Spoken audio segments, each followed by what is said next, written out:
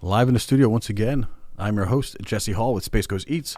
And it's been a minute since we've recorded, and it's just great to be back in the studio. And this is our new studio at Space Coast Creative Center right here in the heart of Melbourne, right by the mall in the Oaks Plaza, where the Hemingways and Oaks Theater is and so forth. Come on visit. The Space Coast Creative Center is for everybody, especially if, of course, you're in the creative industry, if you're in the creative space. We welcome you. It's a great membership, and, just really proud to have our podcast right here, surrounded by all these other great, talented agencies and individuals. But real quick, got a new sponsor. Got to give them a shout out. I'm going to have all kinds of pictures over here in post. I'll do some cool editing because I got some really fun videos and pictures. It's Asian Time Restaurant.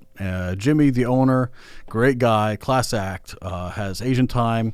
They are located in the Fresh Market Plaza right there on Wickham Road in Suntree. Can't miss it. It's all the way to the south side of the plaza. And full bar, lunch, dinner, takeout, you name it. Beautiful sushi menu, unbelievable plate presentations. Again, I'm going to have all kinds of photos on either side of me. We'll figure it out. But at the end of the day, go see Jimmy, go see Asian Time, and consider them for all of your Thai, Japanese type cuisine. Again, amazing sushi, beautiful fish, really good sake collection, full bar with all kinds of signature cocktails and so forth. They're waiting for you. Go see them and tell them Jesse at Space Coast Eats sent them. Again, Asian Time Cuisine. Go see them. But yeah, this has been a guest I've been chasing all around town. He's super busy. Pours a great beer, and we built a relationship at his day job over at Intercoastal Brewery, right there in Ogali and in the Ogali Art District. Can't miss it. Intercoastal Brewery. Now with a couple different locations. We'll get into them a little bit more. But over the years, Ricky has always been just a lot of fun, always with a smile, always having a great time over there and treating everybody like gold. And if you have yet to go to Intercoastal, I definitely welcome you to go hang out. They always have something fun. I think on this Wednesday night, they usually have like a run club, but they have farmers markets. They have yoga. I've been there for so many other things than just drinking beer. It's really like a community destination, kid-friendly, pet-friendly. Go hang out. They're a blast. And I just recently learned that this young man is going from beer tender to a novelty sauce, hot sauce specifically, creator, and I just was like, man, we got to talk about this because people know you for pouring a great beer and being, just someone who people can look forward to as one of the many great staff over at Intercoastal. And now he's again doing his own thing, and he's got some wild flavors. Today we're going to check out one of his signature sauces, and I'm going to let him introduce that as well. Tell him what happened as far as going from a beer to now a hot sauce proprietor. Where's that transition lead? Or maybe one wasn't from another. Maybe one was just out of necessity. Maybe he just couldn't find a really good hot sauce, so he had to make his own. So we're going to learn more from Ricky. I want to welcome him. What's up, buddy? He also brought some tacos that we're going to go and enjoy with his sauce. So we're going to look forward to that as well. Ricky, welcome to the show. How's it going? Thank you. Tell us what you brought for us. So I brought some tacos from a local hidden gem called La Preferida. Yes. Mexican food truck, and they have a Mexican market. It's like right around the corner from my house. Mm-hmm. I swear by it, and I go there at least 2-3 times a week. Wow. That's pretty regular. I mean, yeah. I originally from California, so it's really hard to find Mexican food here that's really good and like authentic, and this is the closest thing to home. I've heard great things. Go ahead and put it in front of our food cam over there. Just get it nice and close. Oh, look at that! Look at that! Yeah, see, and that's what you want to see. You want to see some like diced veggies and everything else, because there's nothing worse than having like. I was just thinking this the other day. Like I want to have a show where I just tell people how to make and prep, condiments for their items. Yeah. Shredded lettuce, especially like, for instance, like a burger. Mm-hmm. When somebody puts just one big leaf of romaine or even iceberg on it, and then you take the bite, and then you're pulling the whole leaf. All the leaf off. Yeah. Instead of shredded, where you only get as much as you bite. You know who only does that around here? that I've seen is Burger Inn. Yes. Burger Inn has shredded lettuce. I love. It's a big difference. Yes, huge difference. But even like the and then the rings of onions. You know, you get a ring of onion, and then you're pulling that thing out, and all of a sudden all the onion comes out. Even like the sliced tomato. Now, granted, it's hard to like dice tomato and have everything just fit in there. So I get the necessity, but how many times you bite into a burger and like half the ingredients come out of with the bite. And it's like then you're going to put it back together. Yeah. And it just becomes crazy. So when I look and I admire how those tacos look, because, again, it's not like one big piece of meat. Yeah. Right? Yeah. You bite and you only get what you bite. You're not pulling a big piece of meat out of the taco or the burger or, the food in general. You're not like working for it. It's just. Yeah. You're not putting it back together. Yeah. Now, granted, everybody's different. Everybody's style is different. I prefer, at least, the chopped onion I think is huge. Having those big rings in a sandwich. Totally. Doesn't make sense. Yeah. I mean, this is very close to home of what I grew up having. But even down to the tortillas, they make them homemade, like fresh daily. And then they even have like a cooler in there. Then they wrap them up. They have a bunch of fresh hot tortillas, corn tortillas, and then they wrap them up in the. That's smart. Because a fresh tortilla makes all the difference. I think a lot of our listeners could agree on that. Next up, let's see a bottle of your Two Madres. Two Madres hot sauce. Yes. We have our carrot habanero. Yeah, hold it up to that cam. This one? Yeah, the food cam. And let me just go ahead and activate that. There it is. Nice big close-up. Beautiful, beautiful. I like the artwork. Yeah, so everything that revolves around this company now is all within the community of Eau Gallie Arts District, which is really cool. It's a collaborative event. Yeah, it is. Yeah, like the artwork was done with Noah Cook, that was creative director. Noah's great. Yeah, Noah's awesome. So for those who don't know, he was the creative director at Intercoastal Brewing Company for a few years. We got into a situation where we had to find a different place from our commissary, so we couldn't go there anymore. And then so we were trying to figure out what to do, and my business partner Angelina, she's like a gangster, and she found this she's a badass. She found this local manufacturer that does hot sauce, Space Coast Sauces. I don't know if you heard of him. Ryan Coyne, big shout out to him. He's awesome. Ryan. He does a lot of local stuff, and his whole crew and team, they're amazing too. They're very attentive. They listen. They're very collaborative with us. They go, they really stick to what we want, within, make sure our recipe is as authentic to when we first, lock in our batch of what our ingredients are. Like, sure. They source it down, like, if you want to get down to it, like, we'll source the ingredients to whatever you guys want. If you want this specific type of ingredient, then we'll go there.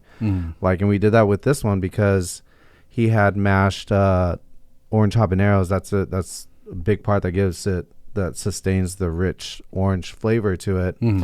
And he had mashed orange habaneros, but they oxidized and they turned brown. So it's like, we can't go this route. Like, we got to figure something else out. So he was willing to work with us, and God bless him and his crew. They de-stemmed like all the orange habaneros, fresh ones. So they're all fresh habaneros, fresh carrots, organic carrots in there. It's a really simple but really good, recipe. It's all fresh ingredients. We worked on it. The ratio, like when we pour it on here, there's no like xanthan gum, there's no added preservatives or anything like that. Everything that falls in it is just like all fresh ingredients. Does that mean it has a shorter expiration date? So you gotta finish a bottle sooner? No. What kind of shelf life do you expect with it? 2 years. Yeah. 2 years. 2 years. As it is. Yeah. So shelf life of 2 years. If you want to max it out to 2 years, I'd probably like refrigerate after a while. But I mean, I have bottles that have been sitting out for months. I have them sit out. Yeah. And room temperature. Room temp. Yeah. So yeah, you'll definitely go through it before 2 years. Yeah. You'll probably go through it. Well, I better. I mean, because is it just 1-to-1 size? Yeah. Right now it's just the one size. And then we've been working our butts off for the past 2 months in pre-production for our next hot sauce that we're getting ready for another big event that we'll talk about in a little bit, which is Bacon Beer Bash. But that one's going to be a Chipotle hot sauce, and we have bacon fat in it, and we got the onions and garlic simmered in the bacon fat. Ooh. So yeah, that one's a fun one. So we've been doing a bunch of test batches for that to make sure we locked in the recipe to what we want and to what, getting all the feedback from friends and family, people that in the community that work in the industry, that are, chefs and cooks, and getting their feedback and just taking everything into consideration of not only like what we want, but what everybody else, likes too. So we like to have that group effort from everybody else. Yeah. The more pallets, the better, right? Absolutely. Because, granted, as long as they like hot sauce in general, they have a little bit of authority. If you give it to a 3-year-old, you're probably not going to get you're not going to get a good reply, or certainly not a sophisticated feedback. So you want people with generally good palates, and then it's always good to test do like a little A/B test. Maybe also give it to 2 different recipes to some kind of connoisseurs, some high-end palates, the chefs and other people who really enjoy a good hot sauce, and then just the average people, to make sure that anybody who would pick it up, even if they're not if they don't have their own hot sauce collection at home, would they find this appealing to to put on their rice and beans or whatnot. But how? Let's rewind back to where the necessity to have your own hot sauce. To have it. Yeah. So we kind of fell into it. It was not planned at all. Mm-hmm. This was probably around a year and a half ago or so. Mm-hmm. So you were mentioning earlier how we have like the marketplaces at Intercoastal. So there was the last one that happened 2 Novembers ago, and Tammy, I don't know if you know Tammy that works at Intro with us. Yeah, sounds similar. She you recognize her if you've seen her, but she is also badass. Shout out to her for always putting on such cool events. I feel like sometimes she doesn't get the recognition that she deserves, and appreciation. Well, we appreciate you, Tammy. But we appreciate the hell out of you, Tammy. Right. But anyway, so I was like, after that one, I was like, hey, like, would it be cool like if I just like made some salsa and like sold it here? And she's like, yeah, I don't care, like do it. I'm like, really? Like, it's just like that easy? Like, she's like, yeah, if you want, like, I'll put you on the next one in February. And I was like, okay, like, cool. So then I was kind of, because I would make salsa at home, so I was like, I'll just make some some regular salsa. And so made some. And you're talking about the chunky salsa, like fresh, like not like super chunky. I don't like it super chunky. Like I like pico de gallo. I like pico de gallo, but like it's not. I'm not going for a pico de gallo route type of deal, and I don't want it like a chunky like Tostitos type salsa, right? Some BS like that. I'm not a big fan of it personally, but so it was like in the middle. Mm-hmm. So I had made did some test batches. Well, my business partner, Gina, she was working at FM Pizza at the time. That's what I'm saying. Like, everything's within the community. Right. And then she was over there, and I was like, hey, like, she's an aspiring chef, and she's got a great palate, and she's a very smart girl. So I was like, can you, like, try out the salsa and tell me what you think, because I'm thinking about doing something with it, blah, blah, blah. She's like, damn, this is really good and stuff. I'm like, really? I'm like, all right, cool. And I was like, like, I'm going to sell some at the next market at Intra. Mm-hmm. And originally it was me, like, trying to double dip on money. And I was like, if I hire you for the day to sell my salsa while I work, would you be down for that? And she's like, oh, my God. She's like, yeah, I'm down, like, whatever. I was like, all right, cool. So then that turned into her, like, being like, well, if we're going to do this, you're doing it illegally. We got to do this. Like, right. She's more the Girl Scout type of way, like, said, follow the rules, and which I totally respect and stuff. But well, if you're going to do it, might as well do it right. Might as well do it right. I'm very lazy in that regard, and I'm just like, why can't we just fucking sell salsa? Like, Tammy said I could sell it. Like, let's just sell it. Right. So I was like, all right. So I'm just like kind of going along, and then she's like, well, you got to have a name for it, And so she came up with the name to Madres, like, well, first she had some Because I guess your mama didn't stick. Yeah. Yo, mama didn't stick. Well, it was funny. I remember we were talking about it. She's like, we gotta have like you should have like a company name for it. She's like, I was thinking like Ricky Salsa. I'm like, I don't fucking like that at all. Like that sounds stupid. Sorry, I don't know if I totally cuss. Oh, you can totally cuss. Okay, sorry. Yeah. But and I was like, I don't like that. She goes, well, I have this other name in mind, Two Madres. I was like, yeah, that's it. That's funny. Yeah. Madres hot sauce. Like your mother's hot sauce. Yeah. So it's like a play on. So there's like a joke within it, and it's funny, and it works. I feel like all these hot sauces have a little tongue in cheek. Yeah. Like slap your ass or whatever. All these like. Yeah. It has nothing to do with the sauce. But it's just funny to say when somebody's holding up that sauce, you're just like. It's almost like you don't want to repeat it out loud because it's just devil's tongue and just weird things you just wouldn't associate with food at all. Yeah, it just has nothing to do with it. I know. Well, even like our Chipotle one. So we did this one last year because that was like our huge first big event last year, and so we released this one last year. This new recipe is a little bit more modified because we can't like char the peppers and stuff like that in it, so we don't have that like the dark color that we had last year. It's still like very very similar flavor to last year's, but we called it Hotter Than Your Father because that's cute.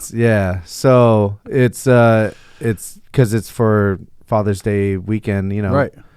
It's Father's Day weekend when it launches. It's for Bacon Beer Bash, which is a Father's Day event, so we're like, let's call it Hotter Than Your Father, which kind of plays fun with Two Madres, hot sauce. We thought it was kind of funny. No, I love it because I feel like hot sauce is like one of those things where you could really just it doesn't really matter what you call it because at the end of the day it's about how people identify the if you're a label critic, it doesn't really having a nice sophisticated label doesn't always work.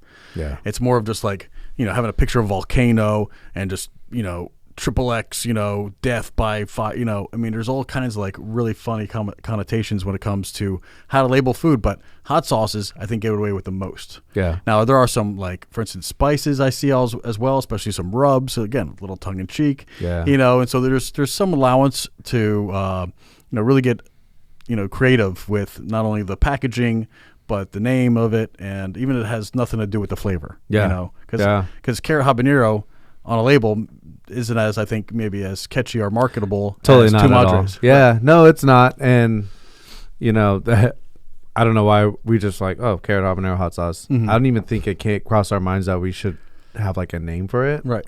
We just put like carrot habanero on it, hot sauce. Who knows? Maybe later down the line we'll change it to like orange juice or something. No. I think carrot is a great because I think it pureways well. All right. And it spreads well. And you don't really want, for me at least, with a hot sauce, you don't want it too liquidy because I feel like no, you got to find the happy medium. I like something that kind of like sits on top. Yeah, that and doesn't just go right into the tortilla and make a big wet mess. Exactly. I like something that with a little bit of consistency. And that's all it is. So like the consistency is all based off the ratio that we have for like water, vinegar, and then like how much carrots we have in habaneros. Right. So when we found that sweet spot that we were like, we like the consistency of the salsa, then we locked it in the recipe. But that's what I was saying, like, there's no xanthan gum to hold it together more, to have it, Yeah, because, there's some ingredients, and I think people are now getting a lot more ingredient conscious. Yeah. I think there's a movement to where we want, there's movements to get fluoride out of water. This is like on bigger, regional, statewide, countywide levels of, what we're putting in our bodies. Yeah. And so it's really easy to also start to, want to know what is disclosed on that favorite box of cereal. And, again, there was a big thing with that, how same brand in two different countries gets different ingredients. So people, I think, are just becoming more and more aware now that the conversation is going mainstream. Yeah. And, of course, that also brings like, well, how do I get something with less ingredients? Well, less preservatives. But the preservatives let it sit on the shelf. Well, buy local. That way it doesn't have to ship across exactly. a great sea from, Europe or even, from across the country. You buy local, then it's prepared fresh.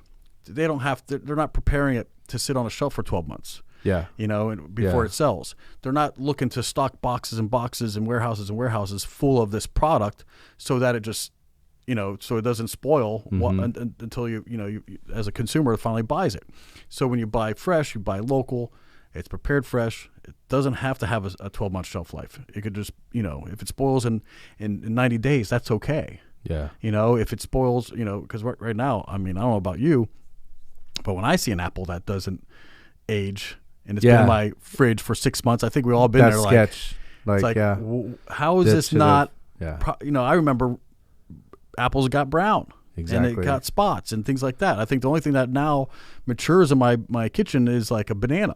Banana's still they will ripen really quick, like they're supposed to. Even organic compared to I've compared them. It's like organic will just ripe overnight. It's insane. Like you got to eat it really quick. And I think that's how food is supposed to be consumed. It is. Yeah. You pick it, or you harvest it, and then you prepare it, and then you eat it. Yeah. It's not supposed to be like put in a can. And sat on a shelf or just saved for a rainy day. When you go camping or there's a hurricane. I think there's something to be said with, again, I think it's just a overall consciousness about what we're putting in our bodies. Yeah. And choosing to get the things with minimal ingredients. Yeah, as minimal as possible. Not, needing a chemistry degree to decipher what the heck is on this label. Exactly. Yeah. Like, I don't know why there's 20-some ingredients in my McDonald's French fries when there's only beef tallow salt and, and that's what it should be. Yeah. And out in Europe, and every other where. One of the great, I've seen, some really, really good videos and so on of people, having like a McDonald's fry versus a regular hand cut, fried potato, and they'll just leave it out, and the birds and everything else will eat the hand cut fresh potato, and nothing will touch the McDonald's fry because it's not recognized as food. Yeah. So when the ants won't eat it, maybe you shouldn't eat it. Maybe you shouldn't eat it. Yeah. It just goes to show that we're putting all kinds of things in our body that, again, we want to believe that someone's looking over us, but at the end of the day, you got to be your own advocate for your health. Exactly. And that was a big part of when we did this company too, is like we want to keep it as fresh as possible. Right. Like everything going forward. If it gets to a point where if we do pretty well and stuff, and it's like we got to expand or whatever, then we'll try the best way we can to figure out to just keep that. Yeah. So where are you sourcing your produce, the carrots and habaneros? So Ryan, he sources it locally throughout farmers around here in the area and stuff. Yeah, which is cool. And so the bacon bash edition. Tell me about the pepper that you're using in that one. That one's going to be a few different peppers. So it's got chipotle in it, Guajillo chilies, and arbol chilies. Oh. So we have those 3 different chilies. And then we have apple cider vinegar in it. We have red apples in it. And then onions and garlic simmered in bacon fat. Yeah. I think that's it. No, that sounds plenty. It sounds already really nice. A little bit of sweet, a little bit of that smoky chipotle. Yeah. It has a good amount of smokiness to it. Last year I had to cut down on ingredients because I went roadkill on it. Oh. Yeah. And it was still really good, but I was just like, it was just unnecessary. Even this one I had to dial it down. Gina was like, you have way too many different peppers in here. Like, we got and then Ryan was like, you have too many peppers in here. Yeah. Like, let's cut it down. You should keep these ones here, keep that smokiness to it. I'm like, all right, cool. I believe, and this is just me being a hot sauce. I could say I'm a connoisseur, but I know of real connoisseurs. Yeah. I would say that I think the most popular are going to be the habanero, and now we're seeing some really, really scorching type peppers being used. From the ghost peppers, Carolina Reapers, and some of these other it's insane. Some of these breeds of peppers. What just happened? Tabasco. It's like cayenne. It's all cayenne vinegar. It's really, it's real easy. Yeah. And so, but I don't know if people just are really, really liking heat, or hot sauce has just gone so to a novelty place. Like people just just put out there, and I've had some novelty ones. I don't know if you remember. I think it was before COVID, where Firehouse Subs would have the whole bar. Man, I miss that. There's like 100 different sauces, Yes. and that's what I'm saying. Like there's like, I mean, like, the devil's ass. Like, I mean, it was just like all kinds of like really funny tongue-in-cheek labels and names. Yeah. And I feel like some of them were just for novelty because there was no flavor. Yeah. It was just all heat. It's like, great. Yeah. You got all, it was just like unbalanced. So I think more and more the people who do it well, they have a selection, right? Like a mild, medium hot, or at least like a milder, hotter, and then like a really hot. But the jalapeno, I think, is just a nice, bright, fresh flavor. Can't go wrong with the jalapeno. Yeah. You And I really think can't. that's for me, that's like a mild sauce for me. Yeah. The habanero is my go-to because, again, I get a little bit of a sweat on the brow. Yeah. But I'm not like overly like regretting it, Yeah. And then of course, Carolina Reapers, Ghosts. I think they're all in that just kind of novelty category where you add like a little bit. That's all you need is a little bit. It little goes bit, a long way. right? And so if you're gonna like spike your chili, like I'm talking like a big pot of chili, then maybe use that novelty sauce. Yeah. But as far as like just dumping it on Just like for heat, a it's sandwich, like you can't even you're not gonna enjoy it. Yeah, you're not gonna enjoy it, and that's where I don't know. It's become like a what was it, that one chip challenge? That's what I feel like it's kind of gone to, especially when you have that. Yeah. when you have the What is that about? It's one chip. It's one chip. Yeah, the one chip challenge. It's just like I don't know. It's like a trendy, like social media type of gag thing to. I don't know, because I think everybody wants to see that reaction. Yeah, they just want the reaction. And I've seen some really, I mean, they seem like a very genuine and sincere reaction, but none of it looks pleasant. It doesn't. No. It's kind of all stemmed off of like I feel like Hot Ones, which I love that show. It's awesome. It's great to see celebrities sweat. Yeah. And it's they're cool to just build like, a way up. They're just drinking water, and then there's some of them who are just like it doesn't phase them. Like doesn't phase them. It's insane. It's like how. Like nobody's got to number 10. Yeah. Like everybody just immediately like spits it out and they're just like, no, I'm done. Yeah. But by the time you get to that last wing, and I would almost like that challenge because I do like some spicy food. I'm not afraid. Yeah. But again, it's as long as there's the flavor matches the heat. Exactly. If it's just a novelty heat, it's just like there's no why bother? Point? Yeah. Why bother? Yeah. No, But I miss Firehouse Subs and their selection. Another good one I like is Tijuana Flats. They have their own in-house sauces, which are always kind of fun. I love their Thai chili one. Yeah, God, and I think most places should have like a hot sauce, like, or at least a condiment, like area where you just doctor it up or take your little tasting cups of just a little bit. Back to your table. I really like those concepts because I feel like if you're gonna serve, especially like, ground beef taco, like a real gringo taco, like lettuce, tomato, onion, and just like a not so much seasoned meat, you kind of need to doctor it up on your own anyway. Yeah, unless you just have a horrible palate and you just. Yeah.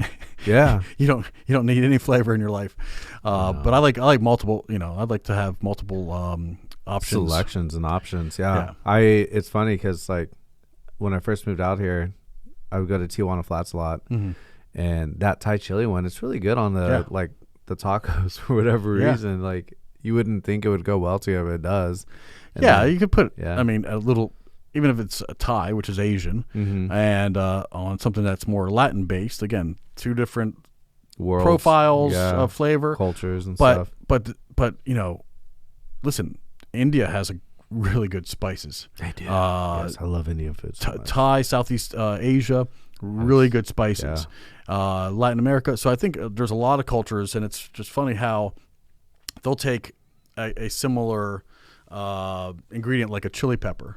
Whether it's a Thai chili or another kind of chili, whatever's indigenous in that region, and then they add again a base. Whether it's a carrot or apple or a vinegar or whatever else to, again make it more spreadable because you just don't want to just put a dry pepper all over your food. You kind of want to, make it to where you could spread it. You could dilute it a little bit so it's not just all pepper and add some flavor. And Thai chili sweet sauce is like one of those things where it's a sweet heat and I love that. And now you have like That's almost like seems to be a trend. Right? Yeah, it's like it this, does. this honey heat, this Honey heat. Yeah, like the hot honey thing. Hot honey. Like, Yeah, it's within like the everywhere. last 5 or 6 years, it's become like a huge thing.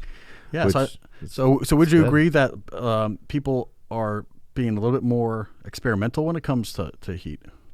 Yeah, I mean, I see it too. Like at the brewery, like we have every now and then, we'll have some beers come out that have peppers in them, and people get experimental on it. I remember a while back we had one with dragon's breath in it, and it was like everyone was pretty scared by it, but everyone was really intrigued, and they were like, I still want to try it though. Like I want to see what it's about and stuff. And it wasn't like roadkill, like burning your mouth on fire by any means, but it was like, it's I don't know, it's camaraderie or whatever, but people love it, and there's like a market for it. So it's cool to see. And going back to like Firehouse Subs, because when my daughter was first born, like I used to go there all the time, like 2-3 times a week. And I would always get it was like Amazon 5 or something like that, and I would mix it with the ranch, and then I'd mix it in with the ranch, and then I would pour it all over it. Oh, so good. Yeah, it was like a perfect amount of heat with it, like spicy ranch. No, creamy heat is great. Listen, sriracha mayo. I mean, I can't tell you like how many restaurants offer that as a condiment. It's just like, it's served with it's like a spicy cream sauce. People are like, yeah, sounds good. And I mean, I was working at restaurants 20 years ago when we had this famous it was like imitation crab, but it was a spicy crab spring roll. And it was just an imitation crab with that spicy sriracha mayo, scallions deep fried in a egg roll shell. Man, we sold so much of that appetizer, I could not tell you. And I think they sold the recipe ultimately to Cheney Brothers at one time. Oh, really? Yeah. I mean, it was a because it was just so different. Yeah. Because I think most people associated with like spicy with especially with Asian food as like wasabi. Yeah. Which is like just a Japanese like kind of horseradish. Yeah. And so having heat associated with Asian food, it just a lot of Chinese is just very mild. Unless you get into some Szechuan, which again you have to ask for it. Even today, I go to some Thai places and I ask for a hot, and they're like, "Well, do you want like 5, like American hot, or you want like Thai hot?" Thai hot, and you ask for like a 7 or 8 at some of these restaurants. Yeah, baby doll, you don't feel your whole face for the rest of the night. You're just, it's. I've gambled a couple times at Shaquan's. I'm like, I'm gonna try Thai. Oh, Mama Kwan will hurt you. Yeah, she'll hurt you. Yeah, she'll let you. She'll let you get a 6. Yeah. But it's almost like she'll look at you funny, like you got 3 heads. If you're asking for like a 7 or 8, she's like, oh no. And it's like, no, come on, Adam, tell your mom, let's go. Yeah. No. And it's almost like she'll just hurt you just because you just didn't listen to her. Like, I told you 6. I told you 6. Yeah. Yeah, you don't listen. But but I think a lot of different cuisines. I mean, barbecue is getting spicy. Yeah, like across the board. I mean, and now you're seeing like even like an Arby's and Popeyes and all these other places. We got a scorching like Carolina Reaper, fried chicken sandwich, and you're just like, Burger King, slow down. Like, stay in your lane. I know. Yeah. But I feel like they do. Yeah, you're right. I have the wrong fast food places, but. That's my point. It's like, again, I'm not sure if like heat is the trend or everybody always loved heat and now it's like more accepted, more available, and you're finding it on more menus. Maybe it's, a little bit of that, but maybe these places or even like hot sauce companies, and then it's a mix between like, shows like Hot Ones and stuff that's become like such huge like cultural thing. Yeah, so maybe that it's like there you have like all kinds of different weird unique like flavors that it's no different than like craft beer. Like you have all kinds of different unique beers and stuff, and they kind of translate that into so I guess there has been maybe a cultural shift as things goes mainstream. You would think like I mean, granted, if there was like real big money in hot sauce, I'm sure celebrities would be endorsing that versus like tequila and vodka. Yeah. But speaking of which, have you tried Absolute Papar? No. Oh, No. and a Bloody Mary. Is that a spicy one or what? It's a spicy Oh, vodka. really? And in a Bloody Mary, and I don't know about you, but when I drink, the spicier the better. Yeah. Like I want pepperoncinis in that Yeah. thing. I want banana peppers in that thing. Like, you see these extravagant, Bloody Marys with all the garnishes. Yeah. Hamburgers and chicken wings and everything else. It's no longer just a lime and a celery stick. It's like everything. It's like a whole meal. And an Old Bay rim and it's like all of these flavors. It's insane. But for me, I just, I was always just like a hot sauce, horseradish, Worcestershire. Like I want my Bloody Mary to be like all of it. Spicy, yeah. But you had that absolute papar. I gotta try it. Kicked up a notch, boy. Yeah. And I'm not sure if other brands have also gotten to, adding a little bit of heat in their liquor, but I don't mind it. You know? I mean, I really enjoyed it. Yeah. Again, if it's appropriate. If it's appropriate, yeah. I don't really drink a whole lot of liquor these days, but I mean, every now and then I will. And like cocktails, or I'll have like a Bloody Mary every now and then.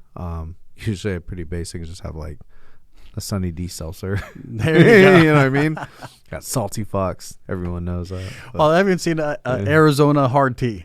Like everybody's got a hard tea. Well, it's funny. I got these, and I was like, I saw the Arizona hard tea, or like the twisted teas, and I'm like, well, yeah, twisted teas. Twisted teas. Mike's hard lemonades. Sugar, it's like it's insane. Well, yeah, but I think, and I think, but as a culture, our grandparents didn't have many whiskeys. Now we have peanut butter whiskeys. Again. So I think as a culture, we're just getting more like cinnamon whiskey. All these other whiskeys like Fireball, and so I think as a culture, people are just really just getting more and more of an adventurous type palate, or they see others enjoying it, and again, maybe it's just more socially acceptable. But I think the trend is that again, people are just coming out of their comfort zone and exploring, and what they're finding is like, I like heat. But again, maybe all they knew was like the novelty heat. Somebody pranked them with some hot sauce one day, and now they're like, I don't like hot sauce. But maybe you need to come back to hot sauce or anything, spicy wise, and learn that there's levels of heat. There's you got to moderate how much of one particular pepper you put on your dish or whatnot.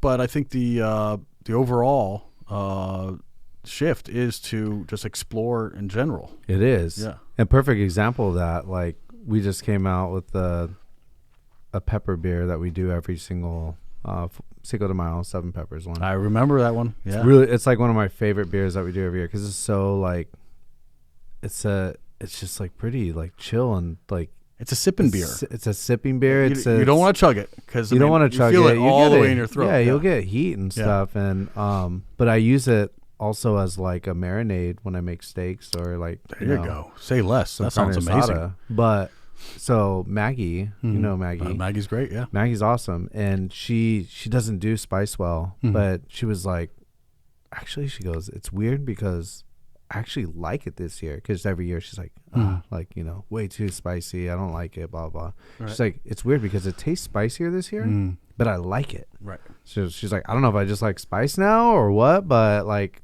it's good. So I don't know. Like everyone's palates are changing. And I think that's also a little bit of a shift because, I didn't have microbrews around every corner. Yeah. When I was in my 20s. I mean, we had 2 flavors, Bud or Bud Light, and no, Michelob. Whoa, you getting fancy? And there was like a Michelob Dark. Like, whoa, slow down there. What do you do with that Heineken? Big spender getting Corona. Yeah, and now, of course, that we've seen. That's so funny, yeah. Yeah, I mean, there really wasn't a huge selection, and I'm sure there wasn't the Coors of the world, say Anheuser Busch of the world. I'm sure they love to keep it like that, right? But even they have been on, even Seagram's, and some of these big conglomerates are like scooping up all of these smaller guys. I mean, Sam Adams was incorporated into some, all these bigger labels, and they, these big brewery houses knew that in order to be competitive, they had to have a more flavor profiles, and I think they were just trying to get ahead of that micro trend because when people started brewing at home, I mean, I don't think most people knew it was a threat, but when those brewers refined their craft and were like, I want to make a bigger batch than just a couple gallons at a time. I can make kegs of this. And if I could have kegs, then I could serve a lot of people. And, and I think that has also become a trend, which I love, because now you're able to do seasonal things, themed things, bacon for Father's Day, peppers for Cinco de Mayo. And it circles back, you get into the warmer months. Just like a chef will prepare a different menu based on what's seasonally available. Brewers are now able to take, these profiles. Maybe it's like a heavier stout in the winter. Maybe it's a creamy stout for the holidays, or even like a porter. And so you have like some dark beers which are more appropriate for maybe the winter months, and then summer you just want something light and refreshing and with as little body, just a light body beer, and now even ciders, and so it's like you're just seeing people's palates and the variety that's available. So I think it's a cultural shift, but I also think it's people want to experiment and be adventurous, but also the availability of all these options. Where there normally wasn't. You had Coors, Busch, and Budweiser, and that was it. You had three major brewers in the U.S., and now it's like, again, there's an independent brewery within several miles of each other. And several in Brevard County alone here on the Space Coast. And so so again, was it a demand, or like what came first, the chicken or the egg? Was it people seeking for more, or was it just more available and people just by default became more adventurous and expected more? But I'm just glad that you are branching out, collaborating with some really cool people, and now we have something that is again, coming from some of the talented people here on the Space Coast. Two Madres is what we're talking about today. Once again, want to give a shout out to Tony at Standard Collective for printing our shirts, because he, if you're gonna get it done anywhere, that's the place to get it. You're gonna get really high quality. He's done some good things for us. Very durable, that is gonna last a lifetime. Big shout out to Standard Collective, and once again, I just want to remind people to go visit Asian Time over in Suntree at the Fresh Market Plaza. Tell them Space Coast Eats sent you. Really proud to have them as a sponsor. I don't expect or accept just anybody to sponsor Space Coast Eats. I have to I got to be proud to send people there. So when we had a conversation, I did a little food tasting, and I don't know if you've ever been there, but man, they have done some great things, and I have some pictures again that I'll be showing, some videos, and even a commercial that I'll probably drop in somewhere in this episode, and when we go to post, because they just they're just really good people. I'm proud to send people there. Like, not only are they a sponsor, but I also endorse them because I am a regular there. So go see Jimmy, go see Asian Time, tell them Jesse sent you. Getting back to Madres, you have a couple more coming up in the pipeline, including the Bacon Beer Bash edition. How can people find these? Are you? I mean, I see from your Instagram, and I think I still have that available. Let's go see if I have that available. Here's your Instagram.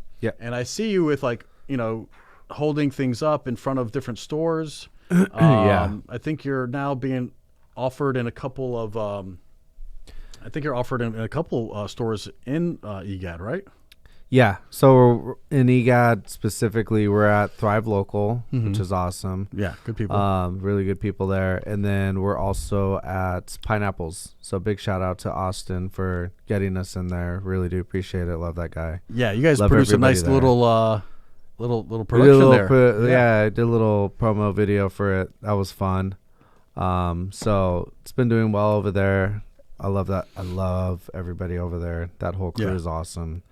So a good thing about the whole EGAD community is even all the service industry people, all the bartenders, are all really good friends. So we all end up at Salty Fox at the end of the night and just hang out and say, "How was today?" Those are good times. A lot of good times over there.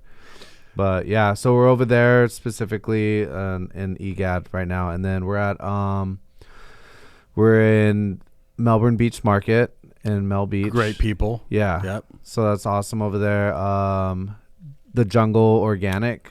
Good Shout people. out to Justin. He went out on a whim and was like, he was our first account.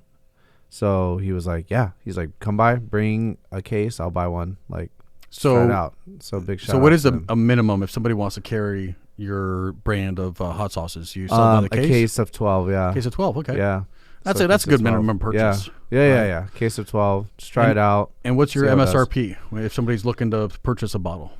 $12 a bottle. We do 2 for $20 at markets, and then whatever Right. they retail at the stores that we have them in right now. Pineapples is selling them as well as having them for customers to. Yeah, so if you request, hey, might I get some hot sauce? They're going to bring they'll bring some them a Madres. bottle, Nice. bottle to Madres on their menu and stuff like that. That's great. There's another place, Choco. I feel so bad. I'm sorry. Choco Lobo, I think in the Atlantic Satellite. Mm-hmm. They're over there. We're at Urban Prime in Vieira as well. Yeah. Shout out to Rachel for getting us in there. And then big shout out to Mike Williams at Walk-Ons in Vieira. Yeah. So we're over there at Walk-Ons. All in good Vieira. people. All good people. And Walk-Ons, they are known for their Louisiana style, which, again, is a whole nother, if you like, that kind of Creole and that that type of cuisine, it's known for having a little bit of spice, a little bit of kick. Yeah. And I bet that tastes really good on a little shrimp po' boy or something. Yeah. And honestly, this goes really good on most seafood. Like, it really brightens up dishes with that carrot in it.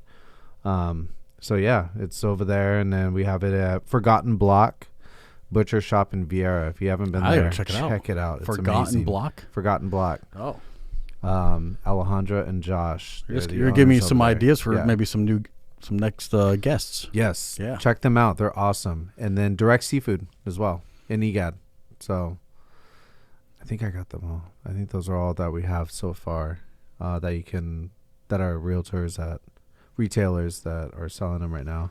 But we are in the middle of getting our online store up and running. So hopefully within the next few weeks we have that up and running and fully a go, and then trying to get some more merch going and stuff like that, especially for Bacon Beer Bash, get it up and running. So and people love supporting their favorite food brands. Yeah. Even Buc-ee's, the gas station, sells shirts. Yeah, exactly. People will attach themselves to all kinds of brands, even if they will. Whether it's a gas station. But I think with something like this, because again, the artwork with Noah Cook, and I think Ian does he collaborate on the art? Ian, not on this one, no. Okay. Yeah.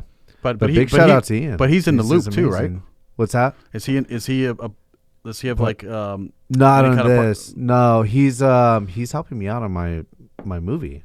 So he's a big part of my movie. That's right. That we're gonna be talking about a bit. But yeah, he is. Well, maybe we should. I think maybe we should skip ahead, and because I think we shared a lot about the two Madres. If you're still if you're still looking to get your own bottle, go see one of those fine retailers that were mentioned. But yeah, before we run out of time, because we're already at the 50th minute. Are we really? Yeah, it flies. It flies by. That's fine. So let's spend the next 9 minutes talking about the what you're doing as far as artistically. Do you want to eat while we do this? Yeah, we could have at least have a bite. Have a bite. Yeah. You try. I'm like, I want you to try, because I don't even know. Have you even tried the hot sauce? I don't think so. No. All right. It took you to be a guest on my show for me to finally try it. No, because I've been looking for it, and I've seen all the social media about it. Oh yeah. And I'm like, is this Yeah. Oh, I forgot to mention too. Yes. Big shout out to Ethan Tyler. Ethan, my boy. I love Ethan. Yeah. Over at Lourdes Library. Yes. He came up to us and was like, "Can we?" Cocktail he did. Yes. So he did a really cool cocktail called the Two Madres Loca at Lourdes Library. And it's so good. It's really good. So it has the carrot habanero hot sauce in it. It has Authentic Blanco tequila. It's got lime juice. It's got papaya, mango puree, some pineapple juice, coconut juice, or coconut water. Yeah, when you mentioned Salty Fox, I was like, Ethan was on my tongue. I'm like, yeah. But I don't know if that was something to associate, because, again, all the bartenders in EGAD, yeah, there's a couple speakeasies in EGAD, and there's some other things to talk about. Yeah. And I meant to drop them, but I didn't want to interrupt you. Yeah. Yeah, he's a brilliant mixologist. He's amazing. And if he could find an ingredient, he'll make it work. Absolutely. And he's like, I got an idea. And he was very collaborative with us and like got some feedback and stuff and worked on it. And it came out like it's really good. Nice and bright. It's very bright. I actually may go by Lourdes after this later. Get a cocktail. You just got to remember the password again. It's speakeasy. Yeah. You know the book of the day? No, I'll figure it out though. I'll figure it out. Well, I think it's on their Instagram, so it's probably is. It's not too cryptic. Yeah. All right. So there's the taco. Yes. Yeah, I like how it just sits on the food. It doesn't. It sits. Yeah. It's not fall into the tortilla, make everything soggy. Yeah, and it's not like too thin, not too thick. It's like right in the middle. It's good. Good stuff. Oh yeah. Ooh. Ooh. I just took a little bit by itself. Oh, we got a little seed. Maybe. All right, folks, here we go.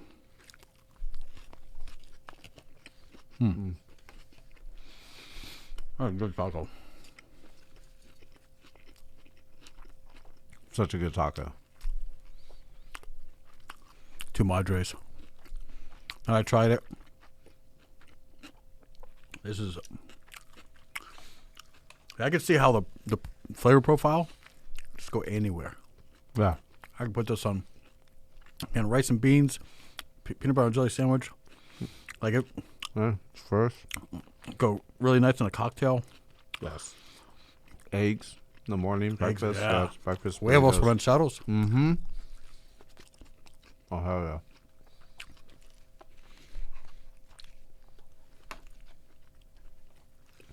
Oh, yeah. All right, Ricky, you're on to something, buddy. I want to see some more flavors. Yeah. Maybe I do a Space Coast Eats collab. You can. Absolutely. It'll be fun. Because I think I've been looking for someone to white label a hot sauce with. You know? Yeah. Just Yeah. pick out some ingredients, let the masters prepare it so it's all nice and balanced. Yeah. And then it's just like a Space Coast Eats X and then another brand, you know? It's just like a little collab effort, maybe for fundraising. Who knows? That'd be fun. Something I've had in my dome for like a long time. Because I love hot sauces.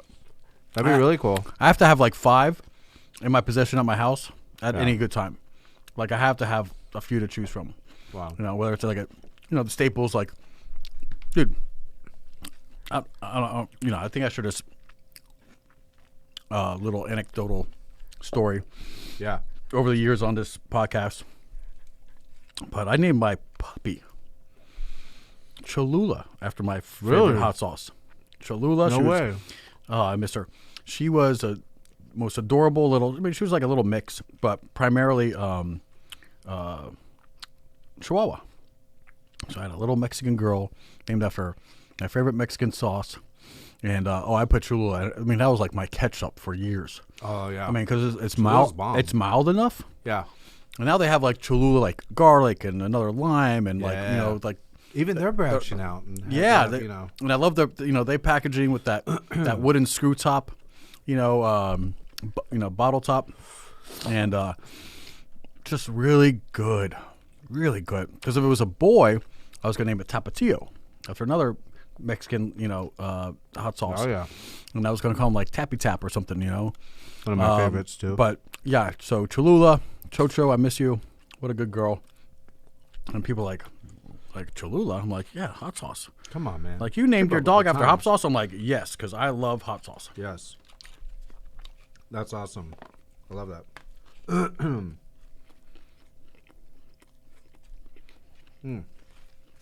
These are really good. Have you been there before? Have the other one. No, I had my 2. Did you? This is your second one. Oh man, That was all you. I'm gonna have to do like a time lapse of all this. Yeah. Yeah, right. There's a lot of eating, a lot of slurping, a lot of crunching. Yeah. Yeah, yeah. I'll have to save the other one for after the show. Yeah. But boy, oh boy, thank you for the tacos. Absolutely. Had to have it on something, you know? Definitely Yeah. had to. A cracker just wouldn't do. The what? A cracker just wouldn't do. Yeah. No. Chip or cracker. No, you gotta have food. Yeah. You gotta have food with it. For sure. Good stuff. Ooh. All right. It's got some heat right there. So 2 Madres. Once again, on the show tonight. Now, one last question regarding, because, to tie it all together.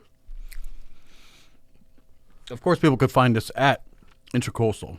They let you retail there, the boys? We're not over there right now. Not sure in the future. We'll see. But currently, yeah, just at Thrive Local and at Pineapples. Can I find it at Intra Eats, the food truck? No, not right now. Not right now? Yeah.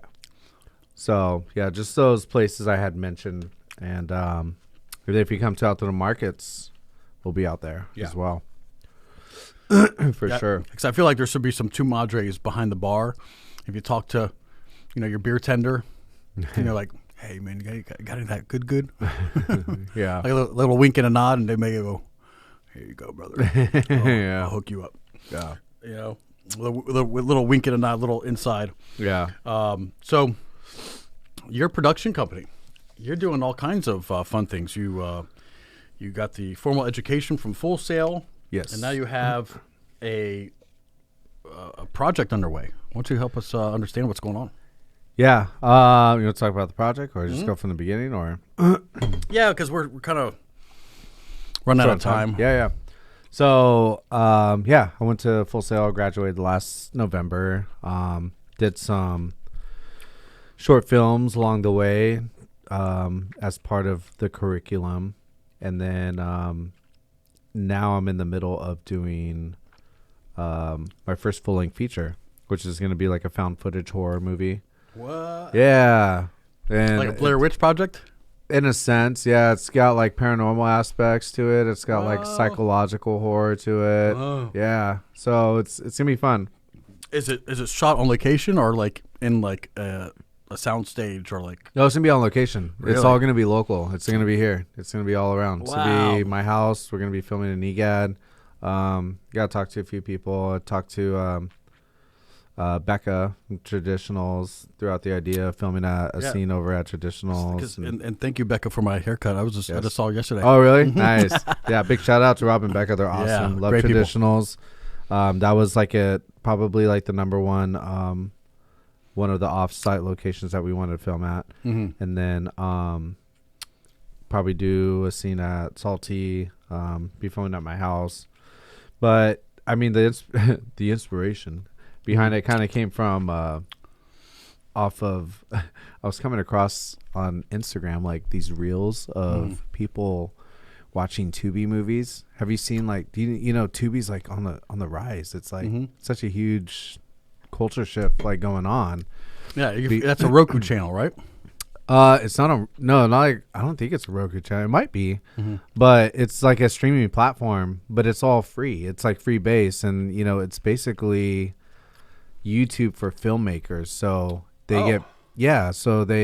get paid based off advertisements of the movies, and there's all kinds of movies on there. There's movies that are like super top A-list movies to like very, very bottom of the barrel that are like, and you're talking up and coming, like production wise, like me. Yeah. Right. All over the place. It's all over the place, and it's all like you don't need like an account or anything. It's all free. Like you don't have to pay.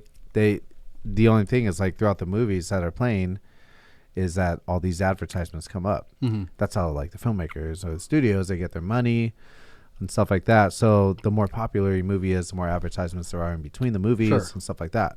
So I was coming across all these clips that are Tubi movies, and I'm like, this is insane. Like, how are these people like making all this money off of it? Like, and I mean, it's not necessarily all about money for me, right? You know what I mean? Like, I love doing this, like, but I'm like, let's be honest, I gotta pay my bills too. You know what I mean? Like, I gotta pay my education. You know what I mean? becomes a lot more interesting when you get rewarded. Oh, totally. And absolutely. if you want to attract good talent, Yeah. a good director, a good, stage, or set builder, all these positions cost money, I mean, let alone like trying to get a casting director, and then you have to get, all the other, executive producers, site producers, all these people who have to go to the locations, set up, make sure the lighting's right, make sure the sound is right. I mean, and then all the editors. So after it's a wrap and you capture the footage, well, then you got to go somewhere, and you got to, somebody's got to sit in the bay for a long time and just surround themselves with all these different clips and organize them. It's a lot of work, and that's a good chunk of money right there and and you'll do it once from the heart, out of your pocket, with all the volunteers, all your friends. But the second time you ask people like, hey, want to do it again? They're like, no, that was 80 hours that you pulled away from things that I'm trying to do, and I love you, and the first one was fun. But that's why advertisers and monetizing any kind of content really helps, because it pays the bills and it keeps things interesting, because you're able to, God forbid, a camera breaks. Yeah. Things break all the time. A mic. You did a stunt. That went wrong, and now you got to replace that camera, that lens, that lighting.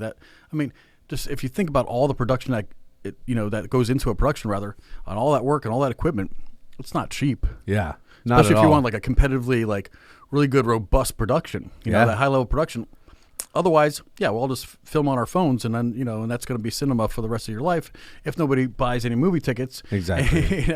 I mean, so there's a choice to make as someone who appreciates that art and wants to see creators make more. I mean, if Steven Spielberg didn't make any money off of Star Wars, would there be the trilogy and the second trilogy and the and everything else and all the other spin-offs? Yeah. No. Exactly. If George Lucas and Steven Spielberg took the first one to the theater and it flopped, they'd be like, well, we're not going to try that again. Yeah. So again, it helps that people support it, whether they support the advertisers that are advertising on that platform. But you got to make money, because, listen, technology, especially in our world, when it comes to, video and lighting and everything else, there's always something newer and greater. Things break. And if you want to keep that production level rising, then you have to keep investing into your craft. Your craft, yeah. So, and then, I mean, I saw these interviews from these directors that have put their movies on there, and they're like, they went through they talk about their struggles that they went through on production on these movies, and they're like, one of the guys was like, I had like my lead actor bail 2 days before production. He's like, I had to step in and I had to film it. And he's like, and it was a 3-day production of this entire movie. That's like a 90-minute film. Wow. But it's not consecutive. Like, it was all spread out throughout the weeks, because everybody's schedules. That's a huge other thing, is like the scheduling, especially when you have like volunteers going on. And, so I was like, man, I'm like, if this guy can do it, like I can do it. So I'm like, what's the best way I can do this that I can maximize the best quality product with the budget that I have based off what I went to school for and, what I have going on right now. I was like, well, I can make a found footage horror like that. There's definitely a demographic for it. The paranormal movies that came out and stuff. And then there's like a whole other catalog of like all kinds of different found footage horror movies that people love and stuff. So I'm like, I'm going to go that route. If I have a good enough story, then I can capture something cool. So that's the path that I'm going down right now. Have the story pretty much locked in. Ian is helping out. He's going to be in it. He has a cool role in it. And he's also coming on as like a producer. Shout out to him. Shout out to my good friend Caitlin Rice. I don't know if you know her. I do. Yeah. So Caitlin Rice, she's going to be one of the lead actresses in it. And she's on, as like a production manager in a sense. So it's everybody that I know that are really good people, that have really good work ethic, that would really invest and commit to this. And hopefully, the plan is to do a Kickstarter video once I start filming, and that way I can get some money so that I can put into paying the cast and crew, so I can put into post-production, which is a huge part of it, and put into marketing, because I really want to market the hell out of it, this film too. So that's the goal. It's very ambitious for what it is. And full length, you're looking at like a 90 minute? Like a 90 minute, yeah. Wow. So I think we got a really cool story. There's a lot of cool dynamics within the characters, really subplots within them, you know. Any, let me see if I get a spoiler out of you. Is there going to be like, is it a gory? No, it's like a situational horror and suspenseful horror, and less of like ripping guts and chopping heads off. I like stuff like that to an extent, especially when I was a teenager. But I'm not really going for that route with this. It's more of a, I guess you want to call it like these days the elevated horror, more of like a, just kind of think of more of like a A24 tone. You know, like I love Ari Aster and those types of movies. Or if you've seen the movie Talk to Me, that sounds familiar. The twin brothers that do that. But it's going to have like the paranormal aspects to it with the psychological touch. Yes. So that you're kind of like, you know, it's kind of messing with your own head of like what's reality and stuff like that. Yeah, because I mean, listen, so some of the greatest are really low budget, just really smart and creative, and you don't need a A-list actors. You don't need the best special effects. Exactly. It's just the situation. It's the psychological stuff. Like, did you hear that? Like, and it just big up this suspense where even the TV coming on, the whole theater jumps. Yeah. To something like random. Yeah. And that's what definitely, those are elements that I definitely want to lean into, because when you do get into the special effects, you got to do it with taste. You can't just throw special effects in just for fun, just because people could tell the ketchup between fake blood. I mean, people scrutinize everything. They scrutinize I could totally tell that, that there was a frame when the head, went from here to off, and people just like, no, that looks too doctored. No. Yeah. People want believable gore. Yeah, exactly. And if you can't achieve that, if you don't have like a really good special effects team, then right away, like the real enthusiast, like, no, I could tell how they did that. No, and people always just want to figure things out. Like, how'd you do that? Oh, he did it like this. Oh, yeah, I can see that. It's like, maybe don't overanalyze it and just take it for face value and just enjoy the story and everything else, But it's also case by case basis, because there's definitely a whole genre that's like, the whole horror comedy route, which I love too. And it's fun to watch and stuff. And then you're like, okay, that's very intentional. Oh, yeah. Dawn of the Dead. I mean, Dawn of the Dead. Yeah. There's all kinds of. Shaun of the Dead. Shaun of the Dead. I mean? Like, there's all kinds of stuff like that. But no, I definitely want to lean more into the whole paranormal, like suspenseful, psychological horror aspect of it, is what I'm going for. Yeah. And it's I don't know. I think you can grab more out of that. Grab the audience more by the bowels, if you will. No, I love that. And that, I love that. I would have never imagined, my local beer tender being having such gravity and exploring so many, like, really deep and profound, ways to convey a message to an audience. I mean. But I love that about you, and I love exploring all this about you, because I think comedies are fun. You get people just to recite the jokes, and the jokes almost write themselves, and it's so it's a little bit easier to do like humorous stunts, slipping on a banana and stuff, and it's just real.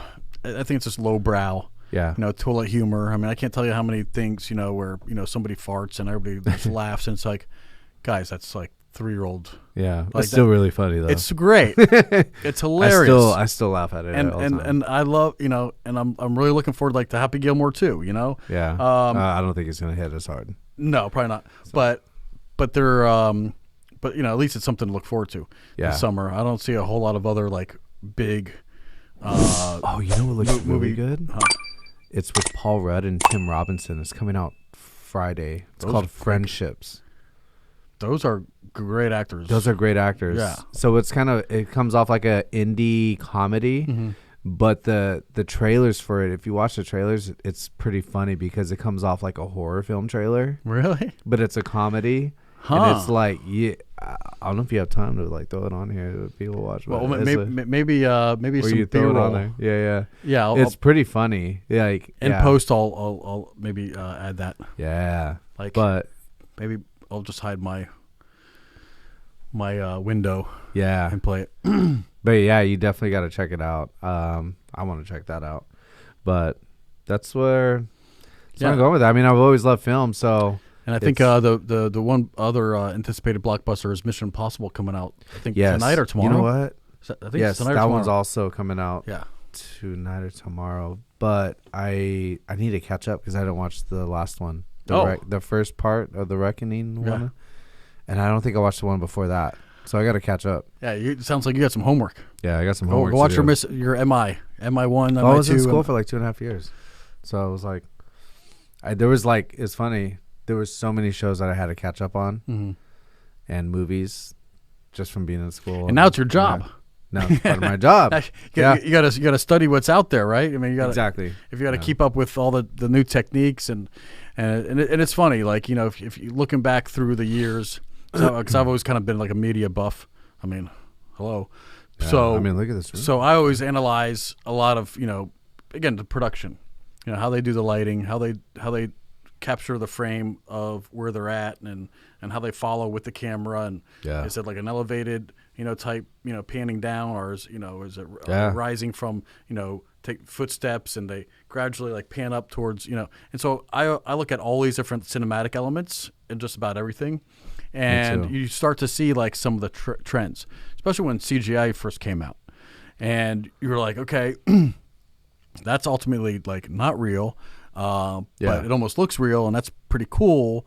And then you start to see, you know, and now it's just like almost like, I mean, you see some of these Michael Bay movies, and it's like almost all CGI. It's all CGI. Yeah. It's like just the Transformers movies. It's just like there's not one real. I mean, again, a lot of the chase scenes and everything else. It's all just computer generated. Like they're not using any kind of like real set or anything else. It's just, you know, and so you start to see some of these elements as far as what Hollywood is doing. And then, of course, you know, technology trickles down, you know, to us low guys.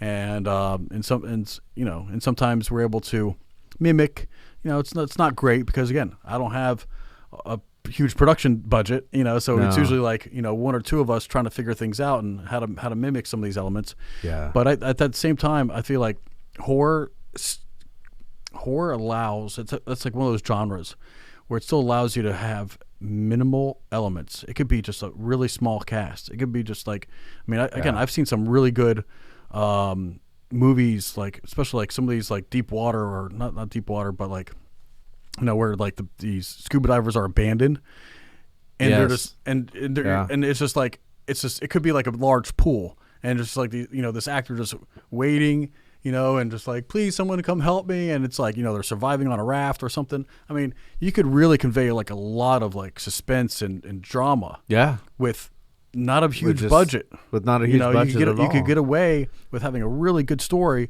and again, decent acting. But it's about the script. It's about, you know, again, creating that mood and those eerie elements, you know, with the lighting. I mean, you could really do something low budget in the horror genre more than if you're trying to compete with a Michael Bay and do like a Transformers. Yeah. Well, and the cool thing with this is another reason why I went with the found footage horror route is because when you go that route, there's so much room for error that you don't have to focus so hard on the lighting and composition because it's found footage. Like you're going off of a documentary style film. So the audience doesn't know any different.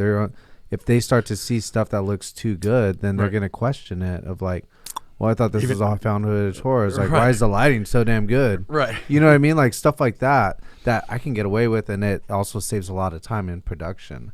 So yeah, you don't have to make sure everything's ultra stabilized. Exactly. Because if it looks like it was, you know, it came from someone's like phone footage, and it's supposed to have like a little shaky element, you know. Because, exactly, you know, it's supposed to. Yeah. You know, you're not working with stabilizers and all these other, you know, refining cinematic tools. You know, it's very raw. It's very like in the moment. It's, you know, maybe under duress and panic. You know, and so you know you're gonna find like heavy breathing, and it's gonna, you know, the audio may be like a little bit, you know, spiky and so forth because, you know, again, somebody's, you know, being chased or whatever, and you know, so it's not going to be pretty. It's not going to be great footage, but it's going to give you that real sensation, more raw and genuine and authentic. Yeah, no, I love that. And that's another reason too that like with the actors that I have, they've never had any acting experience at all. And it's like I'm asking friends to be in it. Right. And I'm like, you guys have such big personalities. That's what I'm leaning into. Mm. I'm like, all you got to do is just be yourselves. And I'm going to call you a different name because that's your name. This is a situation. This is our situation within us. And this is how our relations are working around each other. And we're going to lean into that and just riff off each other. So we have like a general, we call it like retroscripting. It's like kind of like what The Office does. So we have like a kind of outline of what the script will be. Right. And then we're just kind of like, okay, this is the scene that's going on. We got to hit these bullet points within this scene. Right. Make sure that there's no plot holes. So let's all riff off each other. We'll start with you type of deal, and we'll just kind of converse. A little bit of ad lib allowed. Yeah. Oh yeah, for sure. Yeah, because I think that also allows for some magic, some what they call movie magic when you go a little off script, 'cause Yeah. that's like some of the best stories. Like I remember Jack Nicholson and we were just sitting there and then, he totally departed and it's like, it's those kind of moments that makes it more memorable for the directors and everybody in the cast. Like, and then he just started doing this and it was like the best take ever. Yeah. And it's just like, so when you let that creative person, that element, explore that space and their character and that development and then of course the situation of the scene, you never know what kind of magic you never know. And if you're like hardened, like you have to go by the script and it's maybe just too mechanical, too scripted. Yes. Yeah. Well, another perfect example, like going off of that, I don't know if you've seen I just came across this the other day. Matthew McConaughey was on a podcast talking about Wolf of Wall Street, and then you remember that his small part in the beginning of the movie, but when he's with Leonardo DiCaprio at lunch and he's like doing well, I guess he was like doing that before the take, Right. And it's just like his little like mantra thing or whatever he does that helps him prepare for the scene and get him in the zone and stuff like that. So he's across the table from Leonardo, and Leonardo was like, what is that you're doing? He's like, oh, it's just like my thing. He's like, keep doing that. And he's like, roll. And he's like, let's go through the scene, keep doing that. Right. And then they ended up using that in the film because it just fit. It fit in with it. Yeah, then it became a recurring theme even throughout it. Yeah. And now it's like a very memorable moment within that film that everybody remembers. You know what I mean? 100%. Yeah. Yeah. That's it. Yeah. And I like, it's little stuff like that. Yeah. Because Jonah Hill, even his character. Oh, my God. His character in that movie is fucking hilarious. It is. But that's one of my favorite. I was talking with somebody at work about, like, we're talking about, like, Martin Scorsese films. And I'm like, I think that one's my favorite one. Like, that one just hit so hard. It hits so hard, and it's got all the good things. I mean, you have, Rescue at Sea. You have the parties in Long Island. Again, it's a drug, sex, rock and roll theme. Yes. Pretty girls, awesome parties, midget tossing. Like you just have like little people tossing. You have all of these elements where it's just like I've never seen that in a movie before. Never have. Well, I mean, even outside of that, just like Martin Scorsese. As a writer and director, he's fucking genius. Like he's such a great storyteller, and he can, just the way he does it. He can turn a 3-hour movie that feels like a 30-minute episode or something. You know what I mean? Just because he knows he has a great story, that's his backbone, and then he has great editing, pacing, acting, great direction. But when he throws that narration into the film, to help elevate the whole story as a whole, that keeps the audience engaged in moments that would be distracting. Yeah, that would kind of and I feel like that's what he's done. He's done it in all his movies. Yeah. But from Goodfellas to Departed.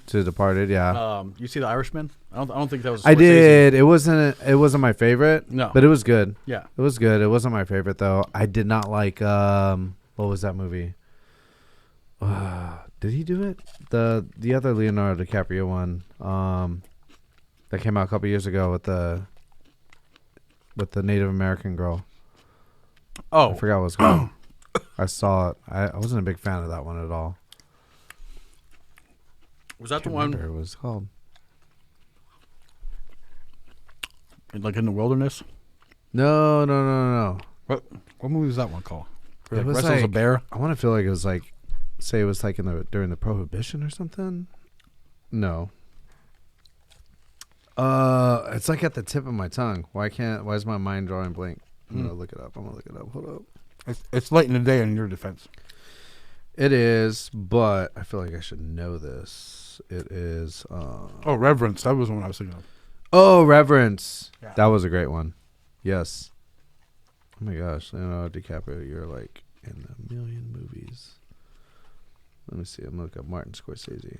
There we go. Killers of the Flower Moon. That's the one I'm talking about. I have to see that. That is. No, I would. I don't recognize that title. What's No, don't waste your time on that one. I was not a fan of that one at all. Actually, I don't even know if did he direct it? Yeah, he did. Yeah, I wasn't a fan of that one at all. But everything else he's done, he's really cool. Who's your favorite, like, director, writer, actor? You know who you seem like a movie buff like me. You know who I've been watching a lot? Who? Just because I've been streaming. Like, I just get a lot of my media from my Roku. So it's either like, Peacock or Paramount. Yeah. But I love 1923, 1883. Yeah. And the Yellowstone. This Taylor Sheridan person. I hear a lot about him. Holy crap. Like, he just keeps dropping all these, like, gangbuster, like, Landman. Yeah. Like every time I see something like, I really like the show, and I watch the credits, I'm like, God damn, Taylor Sheridan. Yeah. So I'm just like, I'm a big fan. So you know who he is, right? No. So he was an actor. I'm sure he still acts maybe a little bit, but he was the sheriff on Sons of Anarchy. Remember the sheriff? That would always, I love that went to show. high school with Jax in that show. I think he went to high school with Jax, and he would always bust his ass. Yeah. That's another series I got to watch again. That was so good. That was Sons of such a Anarchy. good show. Oh. But he was a sheriff on that show. Yeah. That was like one of his breakthrough, I think, moments right there. Yeah, because I'm like, who is, like, all these great themed shows with just the stories. Just tragic. Yes. And it's like, oh my God. And there's something the acting's about great, and it's like, there's something about like tragedy and grieving that's so, I guess it's something that everybody can resonate to and relate to because everybody goes through it. So maybe that's why. Pain I think is super relative. Suffering. And everybody can relate to one thing or another, like, losing somebody. Yeah. Worst thing we all experience as humans. Yeah. Worst experience. And death. No matter how it happened, us. whether it was all of a sudden or over time,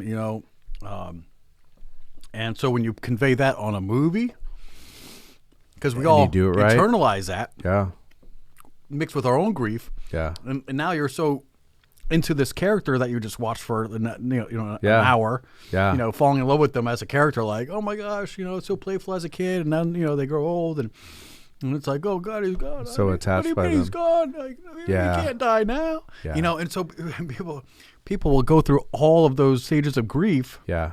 After an hour of watching this. And it's not because they absolutely loved that character or that actor, and they're like, no, I don't want to see him die, but it's because they relate it to their own experiences, and it just draws up all that emotion.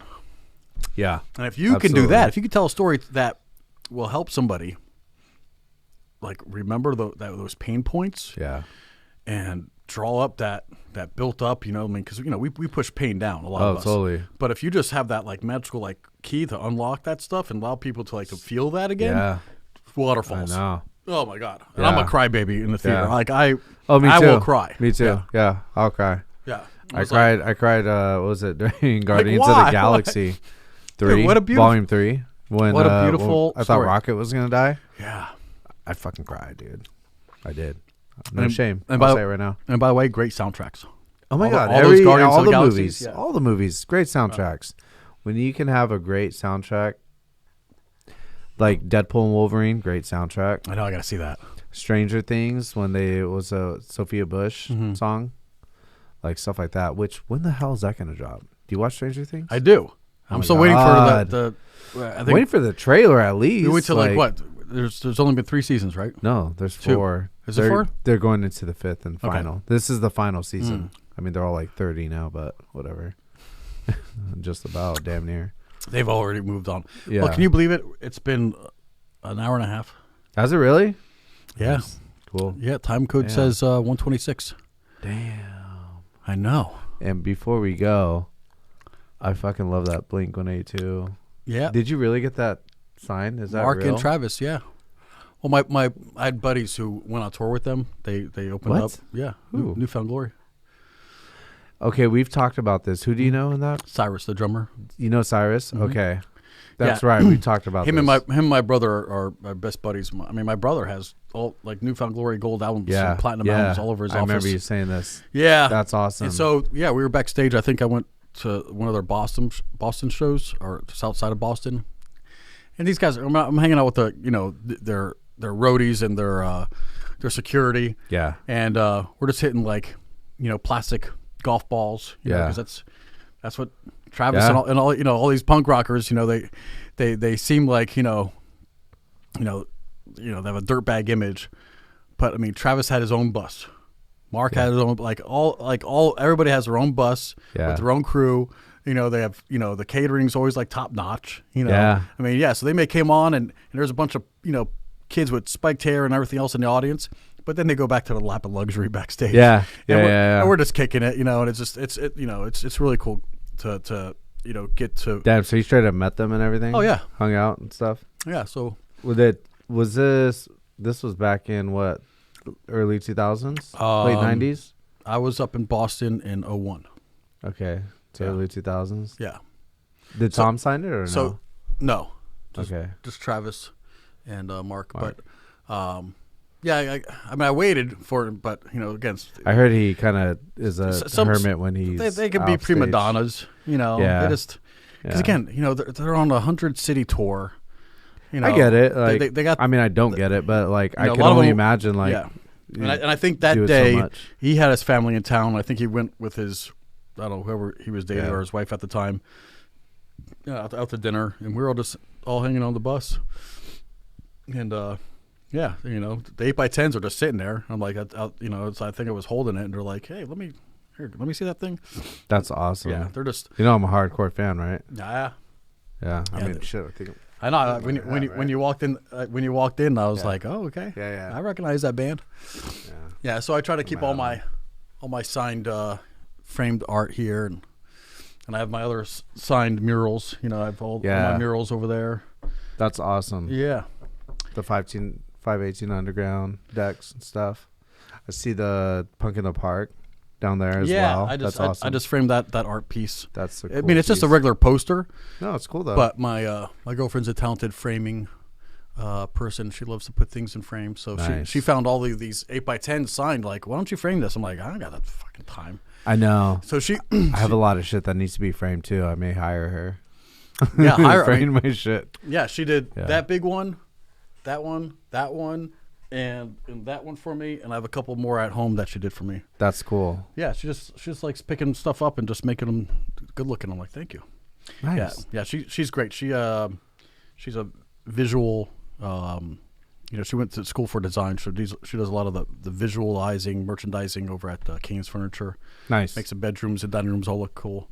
Shout out to my girl Lisa. Go Lisa. Hell yeah. And yeah, of course, you recognize a lot of these artists. Yes. From around the room. I mean, listen, if you're not supporting local, I don't know what you're doing. Exactly. Keep it local. Space Coast Eats. This talking about food and dining here on the Space Coast make sense to someone in Germany, but I don't need a global audience. Yeah. I'm just glad you guys are listening.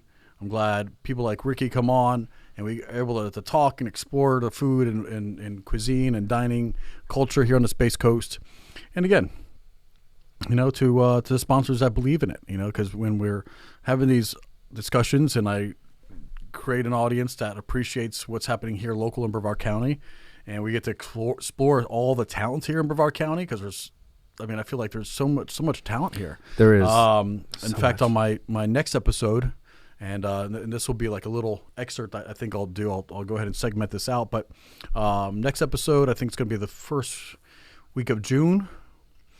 Still talking to some NBC PR person, but we're going to have Chris Morales, who is on NBC's Yes Chef, which is currently going on right now. I think it's in the third or fourth episode. So by the time he comes on, it may be like the fifth or sixth episode. So we're going to catch up with him. Again, that's Yes Chef with NBC. Includes your host Martha Stewart and Jose Andres, and Chris has been on the show before with other projects, but now he's doing reality TV as a chef, and he's going to be on the next episode. So tune in for that. Ricky, Two Madres. Yes, sir. Get your bottle. Find it anywhere in EGAD. Thrive Local, Pineapples, other retailers coming soon. Urban Prime if you're in Vieira. It's Forgotten delicious. Block, Cocoa Village. Yeah, all those great people. And I want you to follow right now on Instagram, 321 Two Madres. TUMADRES. Two Madres on Instagram. Follow them. Give them a shout out. More flavors coming up, including at the Bacon Beer Bash at Intercoastal, June 14th. Yes, sir. What else can we plug? That's about it. Thank you, Asian Time, for believing in the show. And if you're looking for some really good Asian cuisine, go see Asian Time in Suntree, right there on Wickham in the Fresh Market Plaza. Until next time, guys, thank you so much for tuning in to another of the Space Coast Eats podcast. It's a delicious podcast that we record right here in Space Coast Podcast Studios at the Space Coast Creative Center. Until next time, my name is Jesse, and we'll see you on the flip side.